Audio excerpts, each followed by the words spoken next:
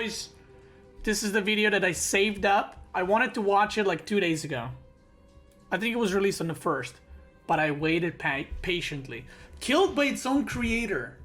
The rise and fall of the first great esport. Let me know if the sound is good. Let's do it.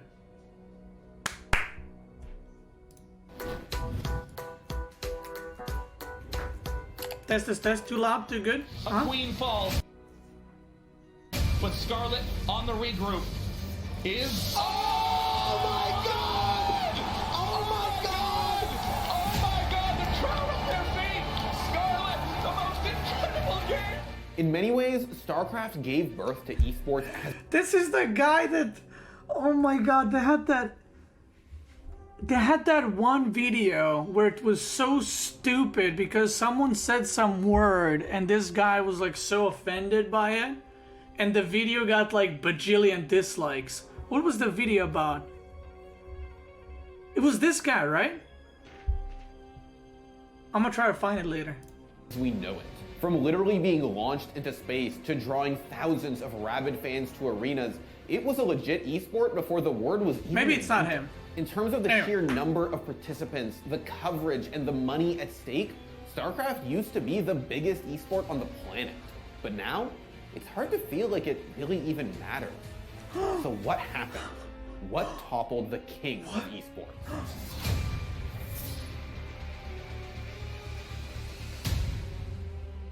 No, you didn't. To give you an idea of just how huge StarCraft was, 120,000 people showed up to watch the StarCraft Sky Pro League Finals in 2005. That's 40,000 more people than were in the arena for the Super Bowl that same year. Meanwhile, this year, StarCraft streams were lucky to even hit 85,000 people. And that's for people watching from the comfort of their own home. But to understand why StarCraft fell, we have to understand what made it so great in the first place. Play good! This video is great. About a year after StarCraft came out, the game became really popular in Korea. So popular that even people who didn't play computer games knew about it, and they even knew about the best players, who they were, because they were on television so much. This is true. When I went to Korea in 2011 for a tournament, our taxi driver, obviously he was South Korean and he knew nothing, like he didn't know any word of English, but he was trying to ask us why we're here. He was like, why Korea? Why Korea? So we try to tell him like tournament, competing, yada yada.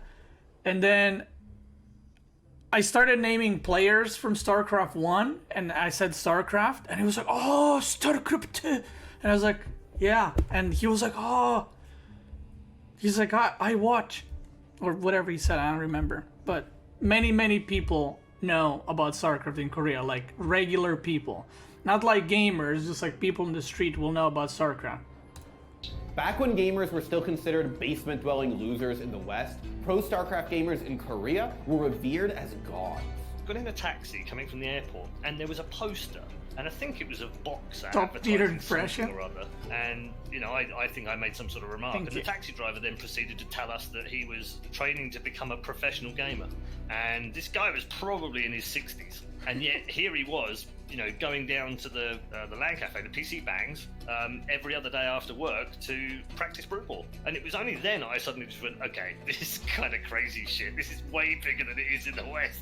The best of the best were given the title Bonjour, a title that came from holding the love of the people, not just dry statistics and records. And in Korea, StarCraft matches were... I don't know if that's true. I'm pretty sure Bonjour is based literally on statistics, not on love of the people. But,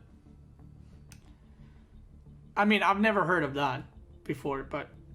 broadcast on television, and eventually spawned entire channels dedicated to broadcasting the game. Korean StarCraft teams were even sponsored by corporate giants like Korea Telecom and South Korea Telecom.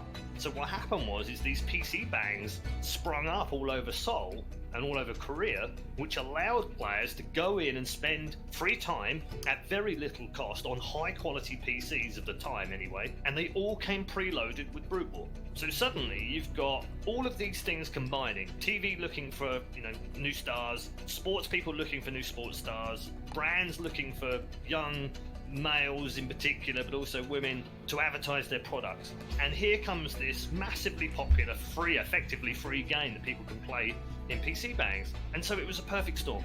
All of these things combined to allow StarCraft and Brood War in particular to just rise up out of nowhere. And within a couple of years, they had TV stations devoted to the games and to the leagues.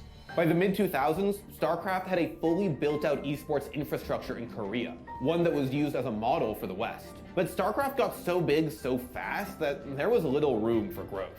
By 2006, StarCraft hadn't been patched in 5 years, which is insane given how often games get patched these days. As far as the StarCraft community was concerned, the game had been figured out. There were no more new moves to make, no more new strategies to develop. That is, until Jaedong showed up.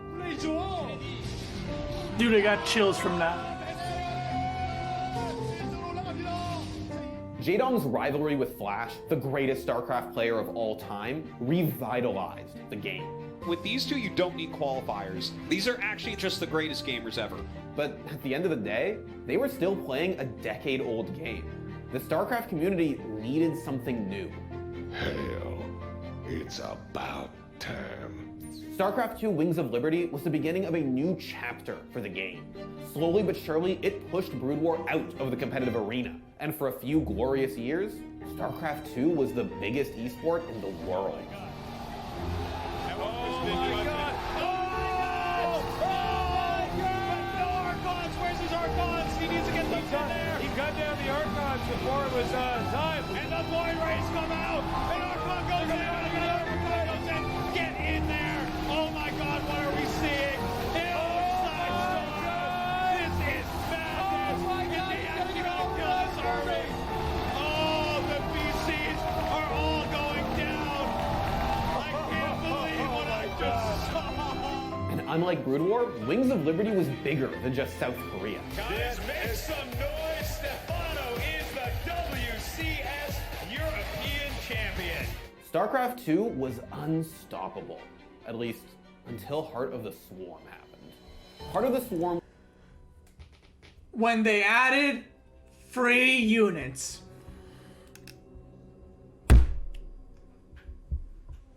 That's where it all went to shit. was StarCraft II's first expansion, and any hype the community had going in was quickly deflated by a pretty severe drop in game balance. The big problem were swarm hosts, a Zerg-only tool that could basically spawn infinite units without the need for gas or minerals. The swarm host, I think, is the worst thing to come to StarCraft II. And if all that is gibberish to you, True. all you really have to know is that swarm hosts were broken. I don't think he has any plan. I've lost all comprehension. I mean, it's not so much that it was broken, it was bad for the game. That was the issue. It wasn't necessarily, yeah, they were too strong. I mean, that's beside the point. It was bad for the game. It promoted bad gameplay, it promoted just no skill gameplay. And that's the big problem with Swarm Hosts and why the game, in my opinion, died out.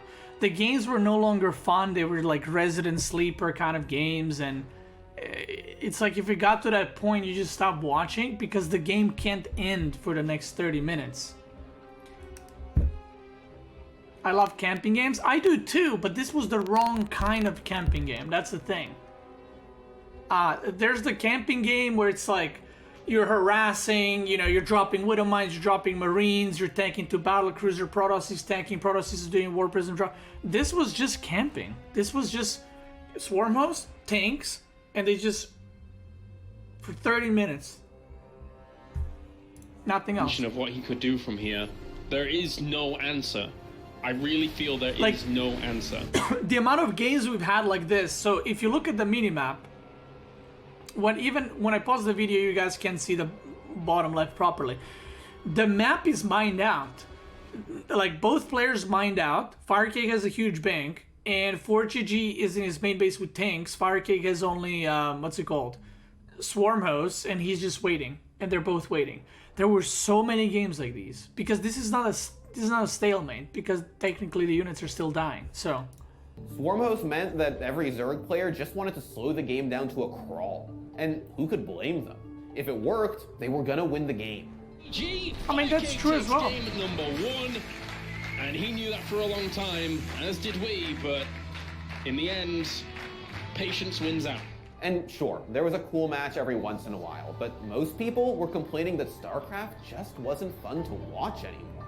This game is not the most entertaining game we've ever seen, to say the least. They are playing exactly as they should be. At least for the last hour. Well, they're playing as they should be if they want to win. I don't know if the viewers would agree this is how they should play. And as StarCraft's popularity that game was 3 hours long, I think. More and more players began to retire. I am not going to continue as a competitive player. It's just gotten to the point where competition is not enjoyable for me anymore. Fan favorite Stefano, for example, jumped ship live on stream. The reign of Stefano has come to an end. That is an end of a very special era for that young man there. He's accomplished so much in his StarCraft II career. He's been the guy, he's been the player. He's made a lot of money playing StarCraft II. He's not enjoying it as much as he used to. By 2015, other games had risen up to take StarCraft's place in the esports world. Heart of the Swarm crippled the game, but Blizzard was hoping that their next expansion could revive it. Do you think maybe that Legacy of the Void has legs? Do we feel like that's the case? Absolutely. I think the biggest question will be how much and for how long. It's always going to be one of those top 5 games. Over the next few years, Blizzard tried to make the game faster, to bring it more in line with the StarCraft that everyone fell in love with. But their next decision put the final nail in StarCraft's coffin. In 2016, Blizzard region-locked StarCraft II tournaments. That meant that Korean players could... I disagree with this. This is a hard disagree. This had nothing to do with StarCraft II dying or becoming less popular. If anything, this is the only reason why StarCraft II is still going. This is not the reason. The region lock is not the reason at all. Play with other Korean players in Korea for tournament purposes. It was supposed to introduce some regional diversity into StarCraft's pretty Korean-dominated competitive scene. Ladies and gentlemen, MMA, he is back. He is your Season 3 World Championship Series Europe champion. What Blizzard didn't anticipate is that it created a sort of vacuum in South Korea. All of the new up-and-coming South Korean players could now easily play against the veterans who'd been dominating the game for years. Yeah, I mean, I think... Okay, this is a hard disagree, and it's not disagree. This is completely wrong. I'm going to tell you why this is completely false and wrong. Heart of the Swarm is what killed StarCraft. You guys know, I always rant, free units are terrible. They're terrible for StarCraft, they're terrible for any RTS game. Free units should not exist. The games were super long. I quit in Heart of the Swarm for about a year because I was so bored how stupid and boring the meta was. And Blizzard did nothing to change it. Absolutely nothing. They just didn't. I don't know why they didn't. When Legacy of the Void came out, the interest for the game peaked up a little bit, but what ended up happening is foreign players started retiring in like masses. And they started retiring because this is what ended up happening. And I was a pro player back then, so I have a lot of like insight of how other people thought and how I thought about this. So what ended up happening is a lot of Koreans would basically fly over, right? They would fly over to DreamHack and they would just take all the top 16 places. And this is what your average stupid forum poster thought. Oh, foreigners should just practice more and they would be able to compete. There's no need for region lock because they lack 3 IQ to think about this for a second. Imagine this. Imagine you have 2 football clubs, okay, or 2 countries, whatever. One country is a bunch of 20-year-olds playing with a bunch of experience. That's Korea, and they're in tip-top shape. And then you have Europe and NA that are like a bunch of 8-year-olds. And someone says, well, 8-year-olds just got to practice more. That's not the point. The point is the skill level between 2 of them is already like too high. You cannot catch up. You need either a lot of time or you would need to mix those 2 groups skill-wise. so they can practice with one another. Maybe having 8-year-old kids or 10-year-old kids is not a good example. Let's say 20-year-olds that just started playing football and 20-year-olds that have been playing professionally for 3 years. It doesn't matter how much 20-year-olds that just touched the ball have been practicing, that the other ones are always going to win because they have so much experience and they have the infrastructure for it. This is why region lock was, I don't know if it was fair, but it was necessary. Because foreign players, including me back then, we had no issue with Koreans playing in foreign tournaments. There was zero issues, okay? There was absolutely zero issues. The big issue was that they come over with, you know, their strategies, which were better because they have infrastructure. They had pro teams, and they had sponsors, they had maids that were cleaning for them, and they just come up, they all practice together, and they just win and they leave.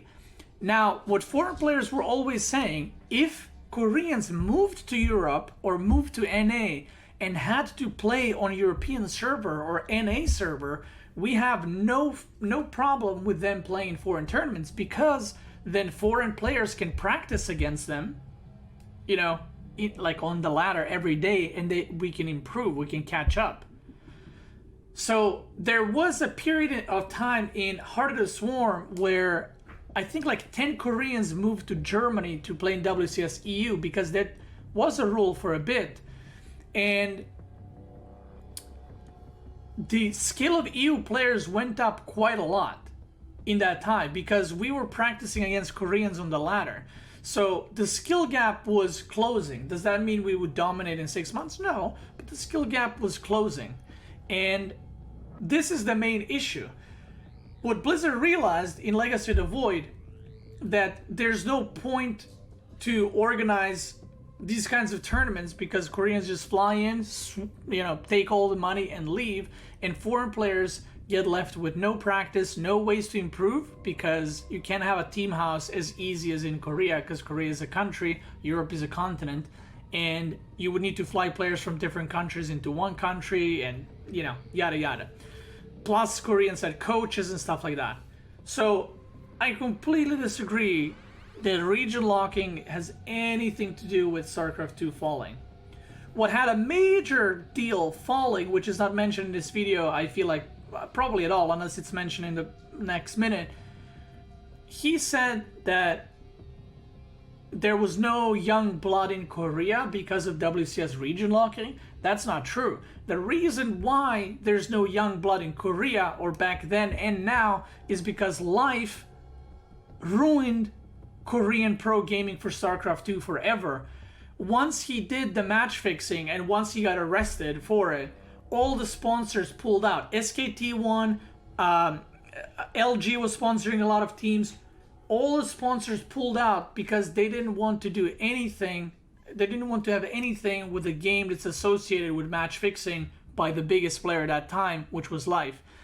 And then if there's no sponsors, there's no professional teams, why would anyone that's 13, 14, 15, 16-year-old Korean play StarCraft for what? Like, there's nothing to aspire to. There's nothing waiting for you if you make it. And it's extremely risky movement. Meanwhile, if you play League of Legends, there's already established teams, there's already established coaches, there's money in there, while there's no money in StarCraft in Korea because Life, well, sucked the life out of the esports there. So that's the reason why Korean young blood is not here anymore, not because of region lock. Region lock provided us with the most entertaining year in StarCraft, in my opinion, regarding tournament results, because foreigners were able to practice versus one another, and foreigners were motivated to improve. So they were one-upping each other the whole time, and then we have Cyril who came on top. We had Neeb go to Korea and destroy in the Kespa Cup, and then we had Cyril rise up and become so good that at this point you can unlock the regional locking, whatever you want to call it, because foreigners caught up with the skill.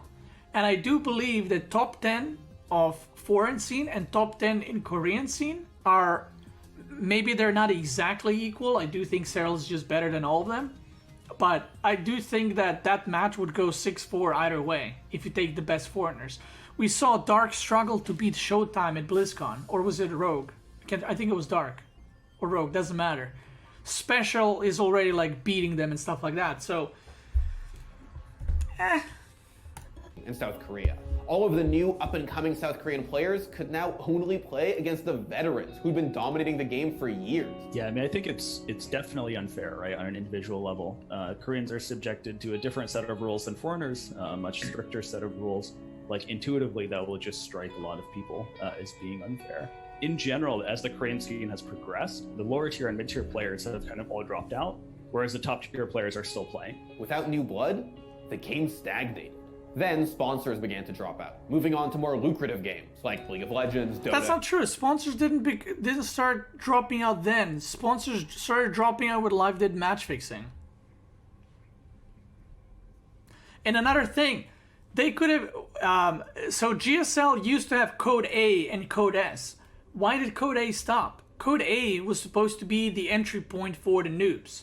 You know why they quit Code A? Because there was no new players. So they just had a Code S. That's it. It wasn't the other way around that happened. And at the end of the day, I do agree with that as well. With all of that being said and all of that happened, yeah, if someone is a new player, there's no sponsors, there's no money, and then there's only GSL and online cups, and GSL is, you know, SOS, stats, classic innovation model. Of course they're not going to try. They're going to go to League, which is easier to get into because it's easier and because it's 5 players per team, so you have higher chance of getting in. And CSGO. Later that year, Pro League dissolved. It was the longest running league in esports history. Korean players are not improving at the same rate as they have because the team house structures have collapsed. They have less support. See? Korean players are not improving as much because they don't have the Korean team houses. That's something the foreigners never had, which was the whole point of what I'm saying. And yeah, and I do agree to some extent that it was unfair for the Korean players that they did the region lock, but it was also unfair for the foreign players for them to just come, pick up the cash and leave. If they stayed in Europe or North America and lived there and practiced there, nobody had any issue with that. But they didn't want to do that. That's the issue. In that aspect, they're all living on their own essentially, and there's a lot less collaboration within the Korean scene as there used to be. The other problem, of course, is that real-time strategy games like StarCraft just aren't that popular anymore. They're fast-paced and complicated, and they don't really lend well to a pleasant viewing experience for a newcomer. Die-hard StarCraft fans stuck it out, and the scene isn't without its bright spots. The game still has a following all over the world, with nostalgia keeping the grandfather of all esports afloat. But there's still that nagging what if. What if StarCraft didn't fail? And what, if anything, could bring it back to its former glory? I can't believe they didn't mention Blizzard made StarCraft free to play, and they introduced the War Chest, a crowdfunding initiative that attempted to make the esport more viable. But Blizzard can't turn back the clock. The fans are dedicated, and the game is still great, but it'll never be as huge as it once was. StarCraft will always be the granddaddy of esports, but its glory days are over. Thanks for watching. If you want more... Now, I do agree. I don't think StarCraft will ever be as big as it was. I think Blizzard made a lot of mistakes. Stuff like a game becoming free to play for multiplayer should have been there probably from the beginning of Heart of the Swarm. Co-op should have been there faster. A lot of the things should have been faster. Swarm host, I don't know how that came into a live game and someone thought, yeah, that's cool. Free units are really cool. I don't know. What I do know is StarCraft initially 2010, 2011 was the biggest game by far, and it slowly started going down because of all these little things happening. And what I also know is a lot of the other games learned from StarCraft II mistakes, learned from Blizzard mistakes. And Blizzard also learned from their own mistakes when they started introducing tournaments for their other games that came after StarCraft II.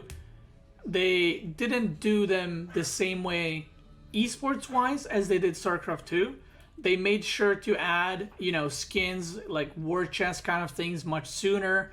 And, you know, in a way, it sucks. And I wish that StarCraft II came out in 2012 or 13 instead of 10. Because I think if that was the case, we might have seen a different game completely fall apart. Like League of Legends or Hearthstone, or I don't know, some other big esport game would fall apart because there would be no example on how to do things. But StarCraft II was that sacrificial lamb that, you know, took the fall, I guess. I do think that the only way to revive StarCraft, like whole story and community and everything, is if they release StarCraft 3 and don't do the same mistakes that they have made with StarCraft 2, Heart of the Swarm. I honestly think that once Blizzard released StarCraft Wings of Liberty, I don't think they were prepared. I don't think they were ready for how popular it was. And maybe, not maybe, they just didn't have any plan with it. They didn't know what to do with StarCraft. You could see that because they didn't do anything in Wings of Liberty. You know, nothing was added, right? Wings of Liberty from beginning to the end was exactly the same. Not patches, but just in-game things. Nothing was added. I feel like they just weren't ready and they didn't really see potential. I think they sold the game and they're like, oh, cool, it's popular now. And they didn't push it, they didn't promote it, they didn't try to push sponsors. I mean, imagine if they pushed StarCraft in Wings of Liberty as many sponsors and in Heart of the Swarm as they did for Overwatch. You know, things could have been different, but it's easy to say, you know, and look back and say, well, they messed up, but it is what it is. The only thing we can hope is that one day StarCraft 3 comes out, even though RTS genre in this day and age is made StarCraft free to, you know, hard to promote and hard to get money from as a company, so one can only hope. One can only hope. I would love to hear your guys' opinion. If you're watching on Twitch or YouTube, which I'm not sure if I'll be uploading on YouTube, but there it is. GG StarCraft. GG.